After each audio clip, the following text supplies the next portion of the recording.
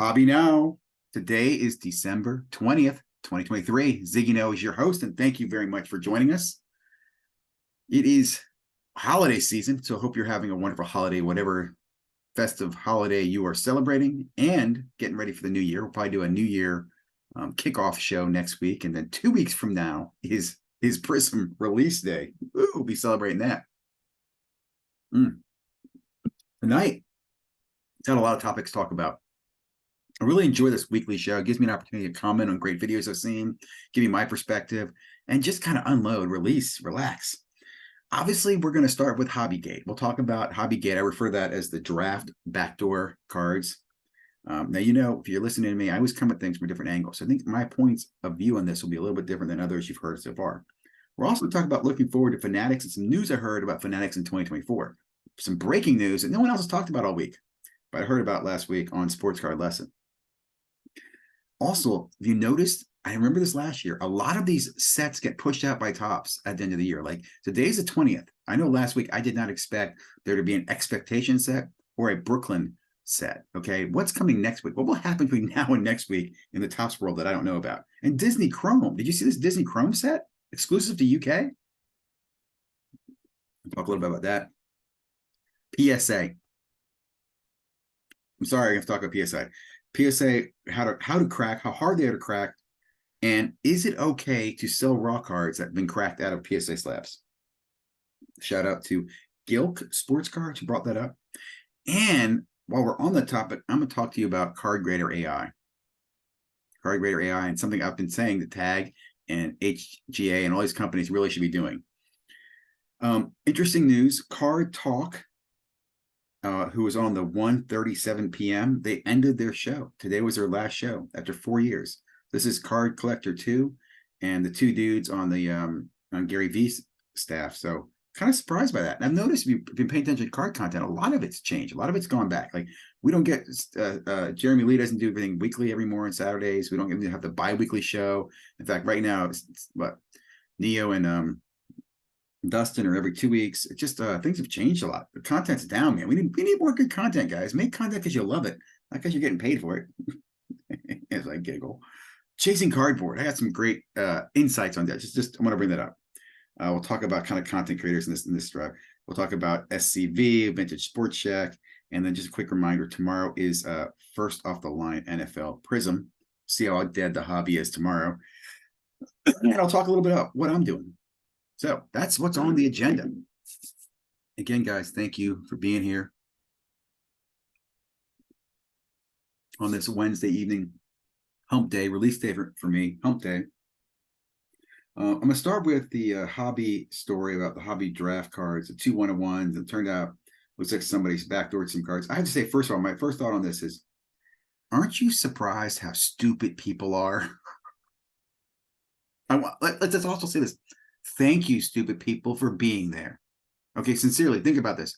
If the guy wasn't stupid enough to post 12% or however many superfractors, as many as he did, he probably would have gotten away with this. Like, do 1 or 2. Go to a show and trade some. I don't know. And it makes me think to myself, apparently, if you look, Panini's got some that are on his website or that, so maybe he was doing it for a while with Panini, but here's my point. Here is the point I want to make. No one is catching these guys from inside. There's no like internal investigation coming out from Topps going, we have detected that someone was stealing cards and we've tracked them down. No, there's no proactive. There's nothing proactive in this hobby. What happens is stupid people make stupid choices. Remember back, I think it was, I can't remember this, a while back, some guy went into a card shop and sold like a whole bunch of Pokemon cards, and it turned out he was stealing the inserts from the stealing the hits from the manufacturer, whatever, from the line. Stupid people. Now, again, I applaud stupid people. Thank you, stupid people. Keep doing what you're doing, stupid people. Keep being greedy and being stupid. We appreciate you because you help us see where the leaks are in the dam. But that is what I think about this whole draft thing. Stupid people. And I applaud. Topps got involved. I applaud the watchdog that tracked it down. I love how the community is rallying. I said this on several, and everybody's freaking out about it. Oh, what, it's going to affect draft prices. It's going to affect you're going to have any trust. Look, I'm continuing to do business as I've always done because now I know with attention brings change. Yep. This attention will bring some change to the hobby, and I think it'll be positive change. So I'm happy about that. I could sit here and tinfoil hat about what's happened in the past and all the shit that went on we no one knew about. And it does make me think about the Panini issues with their one-on-ones, right, coming out of the manufacturing facility. But I'll say this too. I've never thought a one-on-one was that special. I mean, I remember when I got in the card game, I remember thinking to myself, when I got my one-on-one, I was like, it's just like this card, but has a different background. And somebody's like, yeah, but it's a one-on-one. I'm like, but no, it's the same fucking card, dude, but the background's different. He goes, yeah, but it's a one-on-one. It's a black fun. I'm like, that doesn't make any sense to me. It's not that special. So, you know, it is what it is. I love the sports card game. Don't get me wrong. And let me just say this too. This show is brought to you by the Card Hunter, which will be launching in January 2024. It's a matrix moment. You accept after a while these things kind of happen in the hobby, and you just move on. Well, my point is, I'm not buying superfractors. I'll sell superfractors all day long. I'm never going to be buying one. You're never going to find me on the buying side of a superfractor. I won't say never, but very, very, very unlikely. Snowball's chance in hell type of situation. So I'm not, like I said, Hockeygate, the draft thing, I can't wait to hear what happened. I still can't wait to hear what happened with the break-in at Panini last year. But I do think we'll get some news on what happened, and I think you'll get some more security. I heard there was a conversation, somebody was talking about, I should have the resource here. Oh, I was trying to jog my memory who talked about this. So there was an employee from the printing facility, said the printing facility was a shit show. Let me just say this. They can do lottery tickets, right? They can do lottery tickets and scratch-off tickets, so I know they can do sports cards. They just have to probably, you know, put a little more controls in place. And again, all this noise brings change. So I'm excited about that. I'm not going to beat that dead horse too much. Boom, boom, boom, boom, boom. But I hope you take what I thought about the fact that let's applaud stupid. Let's be happy for these changes. Okay. And remember, 101, because it's got a different background. Okay. I do think like you should make a different image. Like the 101 should be like the player should be like flashing a sign, or if you look like loose or doing a happy face. I don't know. It should not be the same picture that's in the other pictures. The 101 should be 101. It really should be one of one. The photo, everything should be one of one. Okay. Something I heard last week. Listen to the Sports Card Lessons, who did a great conversation with Ezra from Mascot. Big fan of Mascot. I like Mascot. I don't sell a lot through Mascot. I advertise a lot with Mascot. I post my cards at high prices, right? And then I will sell them on other platforms. I'll just leave it at that. But I love Mascot. Anyway, really good conversation. Got a great insight about Ezra on that conversation. But one thing Ezra talked about, and he said this, and I don't want to misquote this, but Ken was asked about the Mint Collective. What's the Mint going to be like next year? And Ezra said there will not be a Mint. I believe he said their Mint's getting absorbed, and what the Mint was trying to bring, these workshops, these conversations together, will be picked up by Fanatics Live, Fanatics Events, which I thought was interesting. So Fanatics Events apparently Talk to Collectible probably bought the registered users. I don't know, but look for in the new year, no Mint Collective. Not surprised, not a shocker, but the fact that Fanatics, remember we forgot about Fanatics Events. Look for Fanatics Events. In fact, they normally do the Topps kickoff thing in Arizona, right, in February. So I assume that will happen. I'd love to go to stuff like that. I just don't have the time, money, energy, effort to do that. But anybody goes, please share with us. Let us know. I'll be listening to Sports Card Radio talk about it, and we'll see what happens. You know, what are the big announcements for 2024? I'm looking forward to 2024. I'm hoping we hear more about the NFL, the NBA solution packages, products, what they're coming out with. I hope there's another announcement about some type of fractor. I joked the other day, I'd love to see like a Mercedes-Benz superfractor. It's like there's 10 superfractors, and whoever gets them gets a Mercedes-Benz. That'd be freaking great, right? But you could trick people and be like, you get a Mercedes-Benz Hot Wheels car. Like people spend a lot of money on the superfractor that says Mercedes-Benz on it, like wild card, Mercedes-Benz on it. People think you're getting a car, and you give them a Hot Wheels car. Would that kind of be funny? I think it'd be kind of funny. Anyway, I hope they do more creative stuff like that. I'm looking forward to that type of marketing, those improvements that Fanatics happening. I hope that they change the way, like I feel like as I'm looking forward to the new part of the year, there's not anything that's exciting to me in the beginning of the year that I'm looking forward to. I guess I'll look forward to a little bit of Bowman. I guess I'll look forward to a little bit of Series 1. I'm not interested in big league or any of that other stuff. I'm most interested in football and basketball to me, right? So I know the second half of the year, you get Chrome and you get a lot of good sets to come out, the Sapphires and all that stuff. I'm hoping, and I talked about this in another video, I'm keeping my Montgomery club so that I can get more Fanatics in the new year. And I'm hoping that Fanatics is going to put some basketball and some football in the first half. I don't know. I hope they come out and talk about this. I'm optimistic they will. And again, regardless, even if everything stayed the same, if we repeated next year, like it was in 2023. I've learned a lot, and I'm looking forward to it. I mean that. Like I'm learning. I'm looking forward to it. I'm learning. I'm excited. I got a better strategy. But I will tell you this. I don't expect it to be 2023. I expect it's going to be different. Fanatics events, the national. I do also think the card correction is going to continue, right? And when I mean that, it's card market's not necessarily all booming ahead. There's a lot of people just can't get over what's happened to them. They're still stunned and shocked and like, oh man. I think of it as like surfing. They're caught in the backwash. They're caught in the undertow. The undertowed has caught them. they're rumbling with that. So I do think it's gonna be an interesting year. And I've said this, there's a lot of things that outside sports cards that can make this year a little interesting for budgets and lifestyles and stuff like that too. So we will see. I'm bullish on where I feel the hobby will be for me. I'm not recommending to everybody else. I don't think it's be taken off for everybody else. Something I've noticed too, thinking about Topps, is these sets they dropped. I mentioned in my introduction that there were 2 sets I didn't even know about: Xpectations and this Brooklyn set, which the Brooklyn set they did do last year. Xpectations was new. Another thing I've noticed, the Sapphire update, the Xpectations, and the Brooklyn Club all had guaranteed autos per box. And here's what gets me. The sets before that, Bowman, Sapphire, Chrome Sapphire, Topps Chrome Sapphire, did not have guaranteed autos, right? In fact, I don't think it had autos in them. And then you come out with sets to do, like, that's why I stumbled on Sapphire. I was like, update Sapphire. I was like, there's an auto in it? It's got to be a junk auto. And then I saw it, I'm like, shit, I should have gotten those. And then I saw Xpectations open. I'm like, damn, I'm glad I dodged that one. I'm glad I faded that. That looks like trash. I did buy a Brooklyn Club because I had the Montgomery Club membership. When they offered to me, I sat there thinking about it, like, should I do this or not? Should I do this or not? I really did not want to do it. I won't say really, but there was a vote in my head because I wanted to allocate more money to breaks than the boxes. But I was like, no, go ahead and do it. And you know what got me? The 2 on-card autos. I think the on-card autos are going to make me go ahead and get this Brooklyn Club. Now, let me tell you real quickly. That was yesterday. I placed my order. Today, Step in the Box, big fan of his channel, he got his box today. He opened it, and I'm kind of regretting that I bought my box right now. I'm thinking, those are some ugly autos. So what happened here, Topps? Are you dropping like junky autos in these products at the end of the year? That's kind of why I'm bringing this up. Like I saw they had a really nice Corbin Carroll in black and white auto that Step in the Box had. So I'm thinking they must be loading up some of those good autos in the back and the end of these products. And it doesn't feel like that's what they did. So I'm a little concerned about that. And it makes me, again, I'm thinking about this for basketball and football. What's basketball and football going to be like? Are they going to do the same thing end of the year? Are we going to, like, Topps seems to be on a calendar year where their products get dumped in November, December. They're trying to, get anything they can out in the market. And that kind of concerns me. But I hope they get more towards a seasonal cycle. But we'll see. And I'm still hoping to see, like I said, NBA and NBA and NFL Chrome for this current class. Next topic. Checking my time here. I think I'm moving pretty quickly, talking pretty fast. Let me take a quick sip of mine.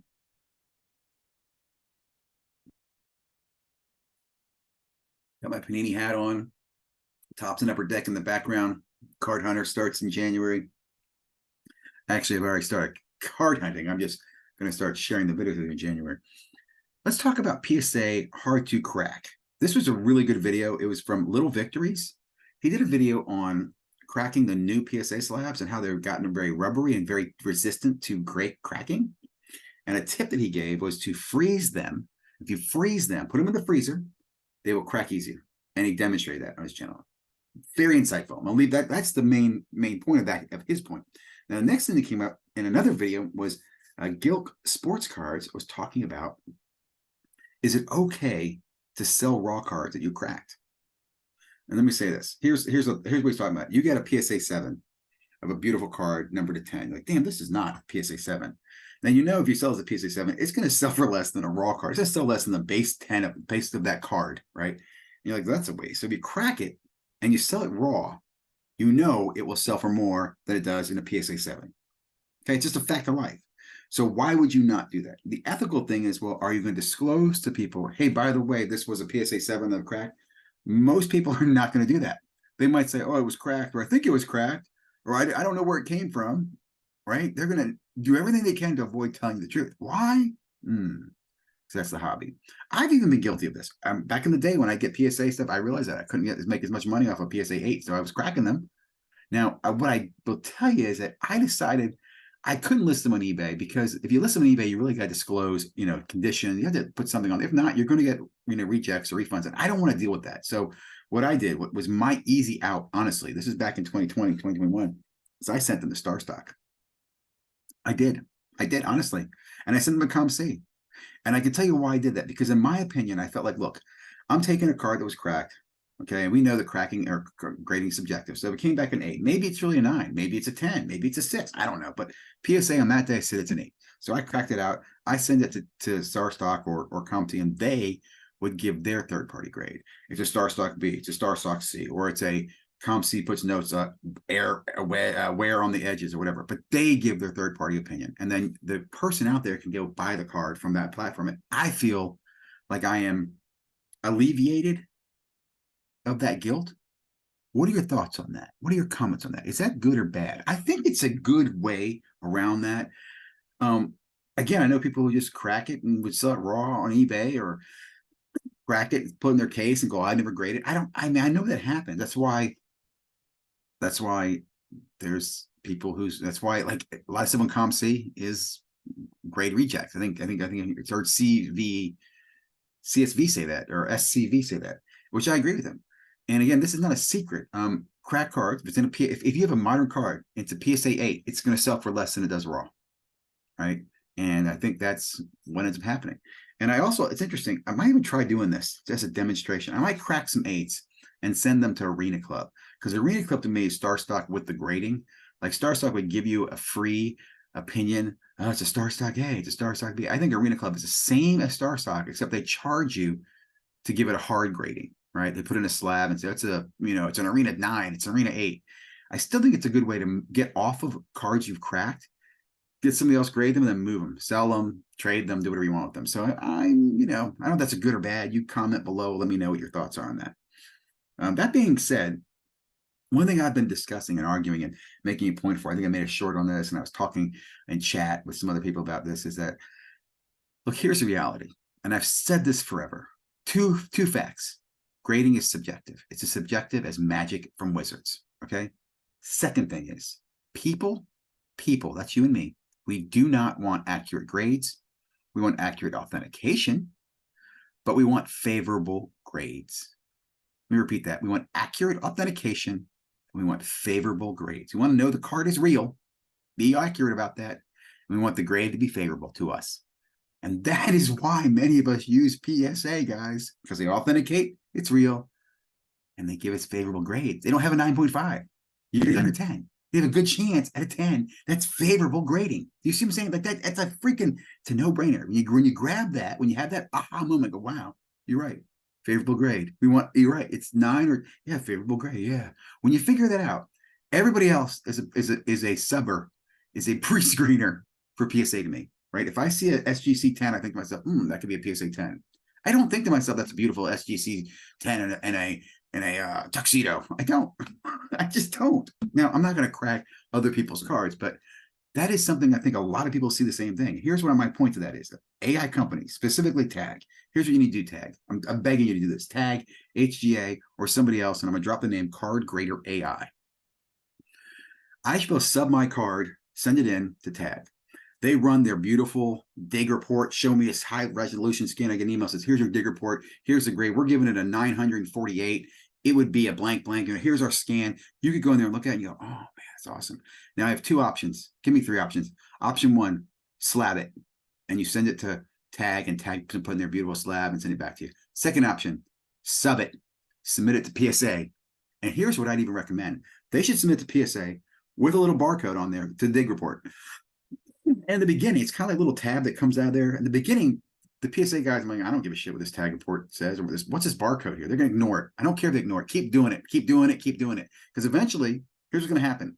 You send that up there. So when they send it back to you as a PSA 8, you can pull a dig report up and go, what the hell? Why did they give it an 8? Let's reset that bitch again. But if they start bringing it back to you and PSA 10s match the dig reports that show you that, hey, this should be a PSA 10, presto. You've got a very accurate pre-subbing solution. And that is what we all want. We want accurate. We want to know the card's accurate or authentic. And we want a favorable grade. So again, Tag. Tag, I love you have some beautiful slabs, and I want to send some cards to you. And you tell me, oh, this is a a 909. It's going to be a PSA 9. You know what? Tag, slab it up on one of your tags. I'm keeping that in my PC. Oh, this is going to be a PSA 10. Slab that up and send it to PSA because we're going to sell that so I can buy more other tag stuff. You see what I'm saying? Like, this is a no-brainer to me. So as much as I'd love Tag to do this or HGA, let me also say this too. People in the comments like, well, PSA should just buy them. PSA is already using AI technology. Look, here's the reality. PSA can never migrate over to AI technology. They can use it to augment, or they talk about, oh, we're using it in the back end to make sure, whatever they want to talk about. But they've got to keep selling you on the belief that the human PSA grader, their magic, their wizard is what is so important. It's not, if it's AI, it's not them anymore. It's kind of like jeans, Levi jeans. I don't think it makes a difference who sews the jeans or where the denim came from or whose cotton it was. So it's got that label on there, Levi's jeans. That's what the brand is. PSA's brand is what's important. If it's being subbed by a subber who's waxing the cards and using Kurt's Card Care, or a subber who's using Tag to scan the card, look at the card, and examine it before you sub it, I don't care, right? But PSA shouldn't care, right? So CardGraderAI.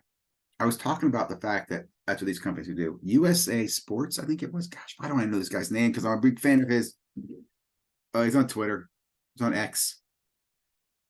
I'm going to look him up right now because I don't want to get him wrong. United States Sports Cards. Great, great Twitter guy. So he's the one who sent me a link to this channel or this guy named, I forget the guy's name, but he's running a company called CardGraderAI. And I've only exchanged some conversations with the guy in DMs. We're going to probably collaborate. I'm going to check out the website. But here's the deal. He's got an AI that he's going to license for $25 a month that's supposed to AI grade your cards. And I don't know how that's going to work. And you submit the cards to him or the software comes to you. I don't know yet. I'm looking at all that stuff. But I will tell you, I'd like to use it. I'd like to use his CardGraderAI to grade 20 cards of mine, submit them, and then compare what does PSA grade them versus what CardGraderAI says. Right? Use them as a pre-subber. And if you're a subber out there, I strongly recommend you look at this as an option. Look at ways you could use AI technology to examine the cards, get images of the cards. This way, because if I'm a subber, think like this. I'm a subber, some of your cards. When I get your cards in, I wipe them down, whatever magic shit I do, I don't know. And then I put it in the AI grade, and then I get a report, and then I send you a link. Here are your 10 cards that I have wiped down. The AI says they're going to get this, and I agree with the AI, or I disagree with the AI based on this. Whatever it is, you give your customer a report, and then you submit. I would pay money for that. I would. I mean, I pay money for people to wipe my cards right now. I pay money for you to give me AI grading. I really would. I think that's the key. Give me AI grading. Give me visual evidence about it. Let me submit it. Let me see what happens. I'm telling you guys. You're not going to beat PSA, but you could Tag or AI company can make a lot of money with PSA. If you could show an accuracy of, hey, 80% of the cards be AI grade, coming PSA 10s, why would PSA care? Right? They're still putting their magic wizard's blessing on it, still going in front of the Pope, and he has to, turn that water to holy water. So let's do it. Let's do it. You see what I'm saying here? A little rant on PSA in favor of. And the other guys, I was listening to SCV rank SGC 5th for modern, and I giggled because I agree. I'm not a fan of SGC at all. I feel like SGC fans are two things: either vintage or you're emotional. Let's talk about some of the content of the week. It's the changing landscape of content, right? So first of all, I remember back in 2020, I could make a weekly graph every day of how many live channels are going to be and whose show was on Monday, Tuesday, Wednesday, Thursday, Friday, Saturday, Sunday night. Every night there was like a YouTube sports card show on. Now there's probably 3 nights that there's regular content on. And the rest of the week, it's like hit or miss, man. And I understand the landscape's changing. I do think there's a market for it. I don't know if there's a market to like make money in. Clearly there's not. At the same time, I'll think to myself, it's interesting watching channels, right? Some channels come out of nowhere, you get like 4,000 subscribers. Other channels will stay under 1,000 subscribers for years. And I don't understand. It's like, I don't know where the market is, but I do say, I wish there was more content in sports cards today. Even clown content. I just like to be more entertained. And I think there's a lot of different angles people could look at. One of the channels I came across this week is Sports Card Analysis. I absolutely love this channel. This guy, I'm just going to check it out. He does everything that I talk about in breaking, which is the card hunter. which I'm launching in January, is about. It's about using statistics and math to statistically target PYTs, pick your team and breaks, and putting yourself in a better situation to profit or make money or get a better return on your investment from that. I love it. I love it. I love it. Love it. Anyway, some of the other channels that I saw this week that had some interesting content, like I mentioned in the intro, Card Talk with Card Collector 2 and the two other dudes is ended. And my first thought is, why?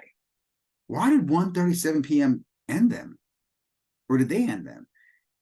And is Card Collector 2 not do his own channel or do some content with them? And I'll be honest, I've always liked their channel, their content. They never, ever recognize me or respond to my comments or answer anything I ask them. But I like listening to them. I like getting Card Collector 2's perspective, his opinion on stuff. I'm hearing about his store. Always been a fan of him. Met him in person, shook his hand, said, hello. He has no idea who the hell I am. He probably doesn't care. I'm disappointed their show's going away.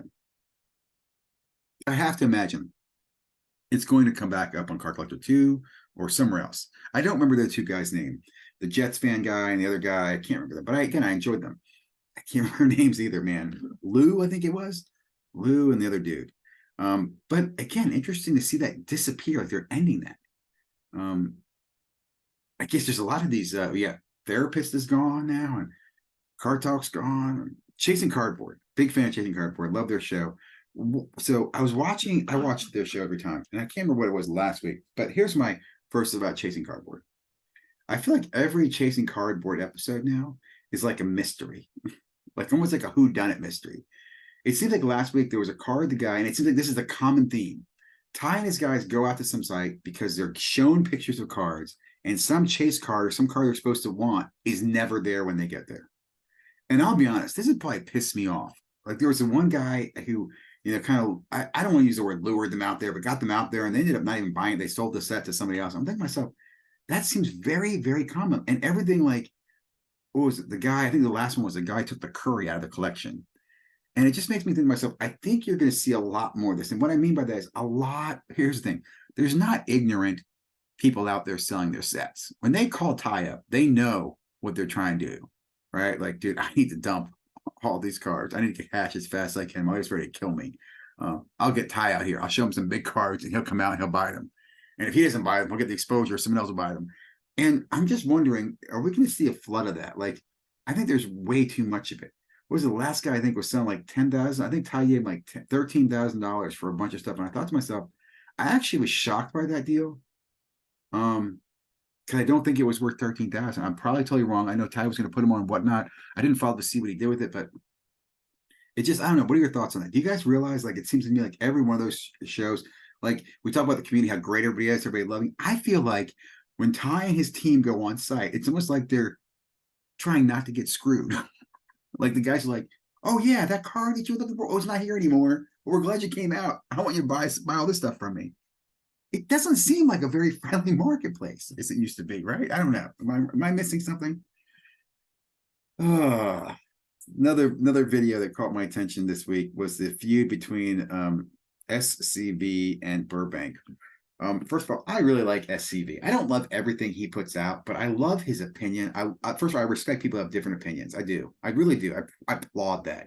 So many freaking people in echo chamber. I said this somewhere else, is that what happened in 2020 is the same people who were in echo chamber telling each other they were doing the right thing, telling each other they're doing the right thing. And the people telling you you're not, the experienced people like myself, you didn't listen to us, but you listen to each other telling you you're doing the right thing. And you're still stuck on those cards from 2020 and 2019 and 2018 and all that stuff. Move on, guys. But SCV made a comment about local card stores, and Burbank came out swinging. So first of all, I'll say is I've made comments about card stores. Burbank never came after me. I know no one probably listens to me, Ziggy. Like, well, they ever see SCV is pretty popular. You're not. But I agree with SCV. I'm not against local card stores. They're fine, but I would never open one. I think it's a terrible idea to open them. I think they have got a purpose, but they should be few and far between, right? I don't know. I'm not going to go in the whole battle here about that, but I applaud SCV for coming out. And I thought it was interesting that Burbank came out firing at him, right? Like, first of all, why would you even do that?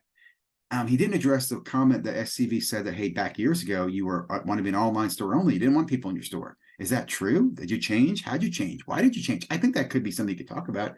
I just felt like Cardfather was very arrogant about it. Like I saw him in a live and I was kind of asking him questions about stuff. In fact, we was talking about breaking and he made a comment about breaking is, breaking doesn't give liquidity. I'm like, well, what if because breakers should buy the cards back from the people? I'm like, well, some do. Some will give you credit. They'll buy the card back and they'll repack it. That's not like good for you. Like you pull it downtown, the breaker will give you $100 of credit, break credit, on a card that's worth $80 because you think you're going to deal. He's going to put in a repack and he's actually giving you $50 of real value because he's got so much markup on his break credit. So I don't know if that's necessarily solves a problem, but it was interesting that the card father thought that if a breaker gave credit, it legitimized breaking and made it okay, because before they was calling it fractionalized. And I thought that was just interesting. I love to talk to the card father a little more in detail and talk about how we can make real changes and make the hobby better. But to be honest, it's not really important to me or him. He's on the other side of the country. I'm over here and I'm a hobbyist and he's a businessman who runs a card store. And I applaud for that. I think he's a great businessman for doing that. But I applaud SCV for stand up. And I love the little feud back and forth. So I thought that was interesting to see this week. And I thought it was interesting to see all people came out telling SCV, oh, the card father made another video. And the card father telling him, oh, SCV made another video.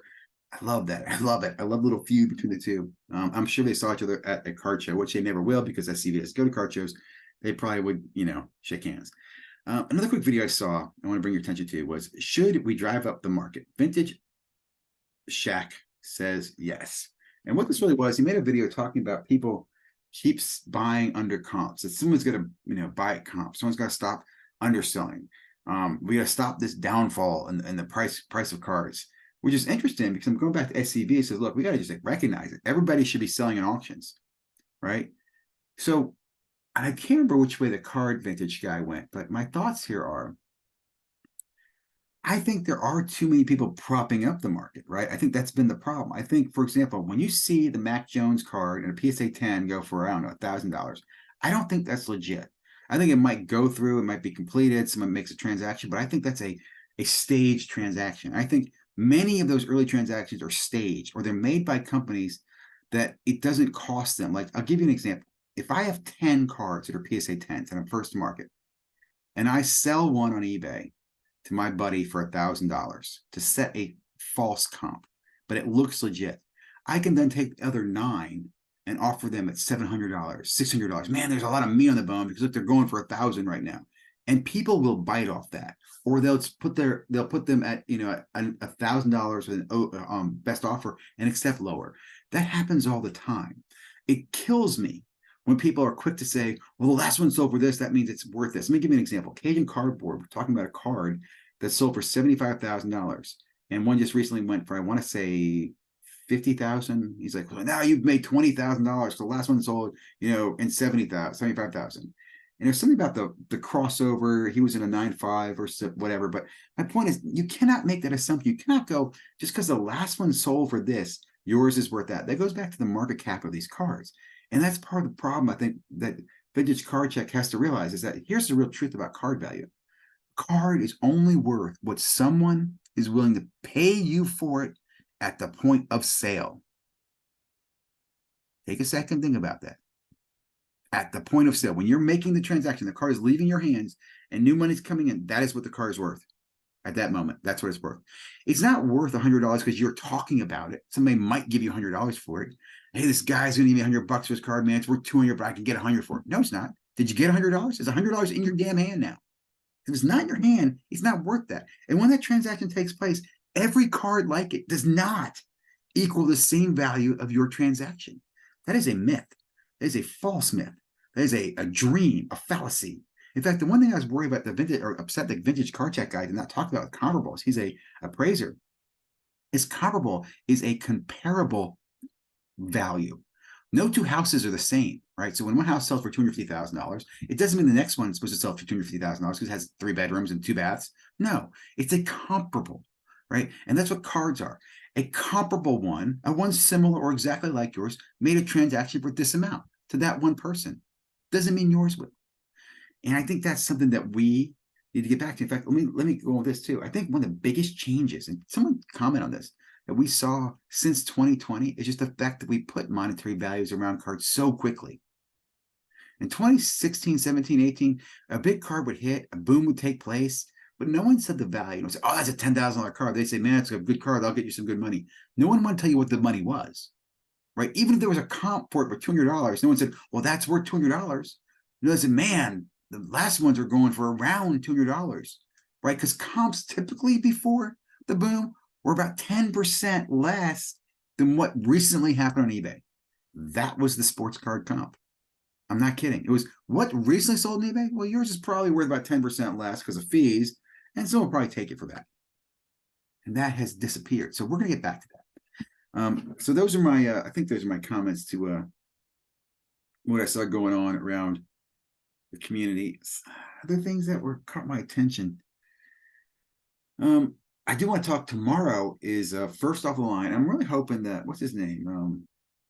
Matrix is live for the first of the line boxes. He normally does a live for this almost every first of the line drop. And again, this is Prizm first off the line. I know last week some product bottomed. Prizm first off the line football. I'm interested to see what this is going to sell for. I will say I watched One Good Life do a video. He projected it'll sell for around 1,000 is when it'll bottom out, maybe just under 1,000. I don't disagree with that.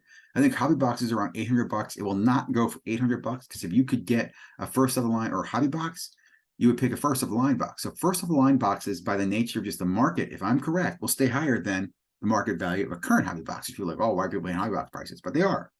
In fact, I'll say this too. What am I doing right now? I am preparing for breaks. I bought my first Prizm break already. I bought my first Prizm break on Mojo Sports. Is it Mojo Sports? Yeah, Mojo break. I don't want to get it wrong. The real guys, the real breakers. Doug and Dan and Conrad. I bought into their first case of Prizm football. I bought my team. I'm super excited. I want to say, I think the prices are, I don't want to say they're high or low. They're interesting. I think they're interesting. We'll see. I'm looking forward to see where the market goes afterwards. Will these prices go up? Will they go down? Will other breakers price at? I'm super excited. I have my budget ready. And I'm excited. I'm excited tomorrow, first of the line. I'm not going to get a first of the line box. In fact, I thought about getting one, but I spent money on a break instead. So I'm going to watch that price. And I'm hoping to get in some first of the line breaks that some other breakers will have next week. So if you are a breaker, breaking first of the line, tag me. I'd love to get in your break. What else? What else? I think well, let me see. I've been selling some cards, and I have a video coming on that on the Card Hunter, but I have been selling some cards on DC Sports, selling some cards with ComC. I have some hobby boxes, and I've decided that going into 2024, not to buy hobby boxes, right? I'm going to focus on breaks. So I'm thinking, should I open those boxes now, or should I hold those boxes for next year to be kind of withdraw? So when every time I want to open a hobby box, I can open one of those boxes. Also getting together my PSA submission.